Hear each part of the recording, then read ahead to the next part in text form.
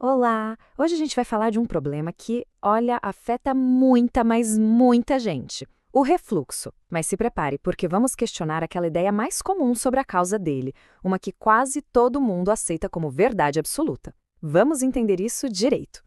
Quem nunca se queixou de refluxo, de azia ou daquela queimação e ouviu essa frase? Parece que é o diagnóstico padrão, né? A primeira explicação que todo mundo recebe.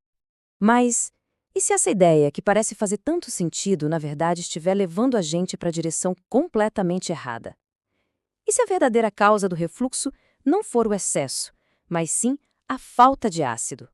Então vamos mergulhar nisso que podemos chamar de o mito do excesso de ácido. A lógica por trás dele parece, bem, lógica. Só que ela ignora completamente como a nossa digestão foi feita para funcionar. É uma conclusão bem intuitiva, não é? Se tem alguma coisa ácida voltando, queimando, a primeira coisa que a gente pensa é: nossa, tem ácido demais aqui. Mas a fisiologia do nosso corpo é um pouquinho mais complexa e, nesse caso, bem contraintuitiva. Agora, vamos virar a chave. Em vez de enxergar o ácido do estômago como o grande vilão, a gente precisa entender o papel dele como um verdadeiro herói da digestão. Ele não é um erro do corpo, é uma ferramenta crucial. Pensa no ácido como o maestro da digestão. Ele que começa tudo. Primeiro, quebra as proteínas da comida. Depois, ativa as enzimas que vão continuar o trabalho. Aí ele manda um sinal para o intestino, tipo, se prepara que está descendo comida. Também estimula a liberação de bile e outras enzimas e, de quebra, ainda protege a gente de um monte de bactérias e outros bichos ruins. Sem a acidez certa, essa orquestra toda vira uma bagunça. Certo. Se o ácido é tão importante, por que o refluxo acontece? Bom, é aqui que a história dá uma virada surpreendente. A causa mais comum na prática não é o excesso de ácido, mas sim uma digestão que está lenta, que está desorganizada. E essa imagem aqui ilustra o mecanismo perfeitamente. Entre o esôfago e o estômago, a gente tem uma válvula, uma portinha. Só que ela não fecha por força muscular, ela fecha com um estímulo químico. E adivinha qual é o estímulo? A acidez. Com a acidez alta, o sinal é forte, a válvula fecha e veda tudo. Com a acidez baixa, o sinal é fraco, a válvula fica meio aberta, e aí o caminho para o refluxo fica livre. Então, o ponto crucial é entender esse efeito dominó. Pouco ácido significa digestão lenta. A comida fica parada ali, fermentando e produzindo um monte de gases. Esses gases aumentam a pressão dentro do estômago. E essa pressão que empurra tudo para cima, passando por aquela válvula que já não fechou direito. O refluxo não é ácido transbordando, é a pressão interna empurrando tudo para fora. Ok, então a falta de ácido causa o problema.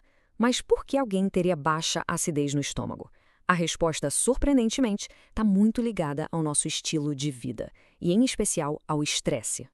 O nosso sistema digestivo só funciona com força total quando o corpo se sente seguro.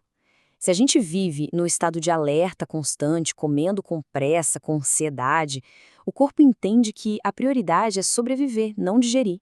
E o que ele faz? Diminui a produção de ácido. O corpo não está errando, ele só está se adaptando ao contexto que a gente entrega para ele. E é fundamental entender isso. Não é coisa da cabeça. É uma resposta fisiológica, real. O estado emocional e o ambiente ativam mecanismos no corpo que, literalmente, desligam a digestão eficiente. E isso nos leva a um ponto bem crítico: a forma como o refluxo costuma ser tratado. Se a causa principal é a falta de ácido, o que será que acontece quando se usa medicamentos que bloqueiam ainda mais a produção desse ácido? No começo, parece que funciona. Ao reduzir aquele pouco ácido que ainda existe, a queimação diminui, o sintoma é aliviado. Mas a médio e longo prazo, o que se está fazendo é piorar a causa raiz do problema. É como silenciar o alarme de incêndio só porque o barulho irrita, enquanto o fogo se espalha pela casa. As consequências são bem diretas. A digestão de proteínas piora, o que leva a mais fermentação, mais gases, mais inchaço.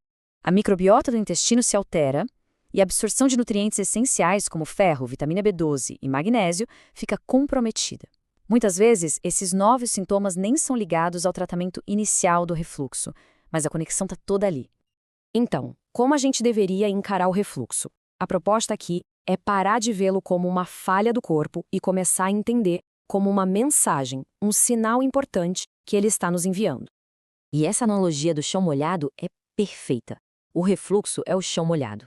Usar um antiácido é só passar um pano. A visão integrativa convida a gente a procurar o cano que estourou. O problema real pode estar no intestino, na bile, no fígado ou até no nosso ritmo de vida. Quando a gente entende a verdadeira causa, o foco do cuidado muda completamente. Deixa de ser sobre bloquear alguma coisa e passa a ser sobre apoiar e restaurar.